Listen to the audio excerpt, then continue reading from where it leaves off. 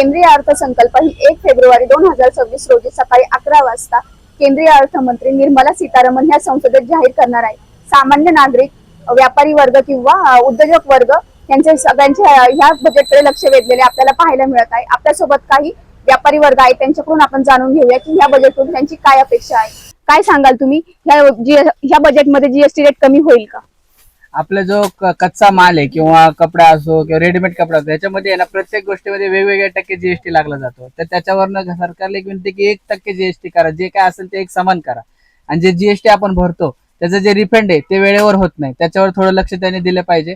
आणि जे छोटे छोटे लहान लहान व्यापारी जे दुकान घेऊन बसले, त्यांना ऑनलाईन प्लॅटफॉर्ममुळे काही प्रॉब्लेम येतात, त्यांच्यावर थोडं लक्ष दिलं पाहिजे, बाकी काही नाही। तर काय सांगाल तुम्ही, आपण ह्या बजेटमध्ये कर कमी करावे की त्यामध्ये काही सवलत मिळावी, ह्याबद्दल तुम्ही काय सांगू शकाल? So me IT professional job मध्ये आहे आणि मला असं वाटतं की गेल्या वर्षी सरकारने न्यू स्लॅबमध्ये चेंजेस केलेले होते आणि 12 लाखापर्यंत टॅक्स रिबेट हा दिलेला होता।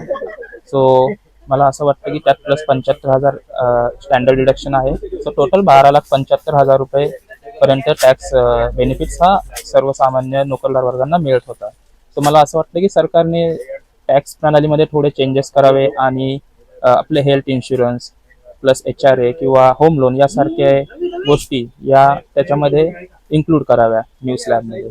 आणि ओल्ड टॅक्स लिमिटमध्ये पण सरकारने काही नवीन चेंजेस करावे, जेणेकरून नोकरदार वर्गाला एक आधार मिळेल। प्लस आजकाल रिअल इस्टेट खूप चर्चेमध्ये आहे पुण्यामध्ये। सो त्यामुळे सरकारने GST प्लस जे हे आहे आपले काय म्हणतात आपण जे रजिस्ट्रेशन चार्जेस असतात त्याच्यामध्ये पण वाढ झालेली आहे। सो नवीन घर घेणं हे सर्वसामान्य लोकांना खूप अवघड झालेले आहे, त्यामुळे सरकारने त्याच्यामध्ये रजिस्ट्रेशन चार्जेस प्लस GST मध्ये थोडी कपात करावी, जेणेकरून सर्वसामान्य लोकांना दिलासा मिळेल। हीच आमची सरकारकडून अपेक्षा आहे। नीलम चापुडे, LS मराठी, खेड, पुणे।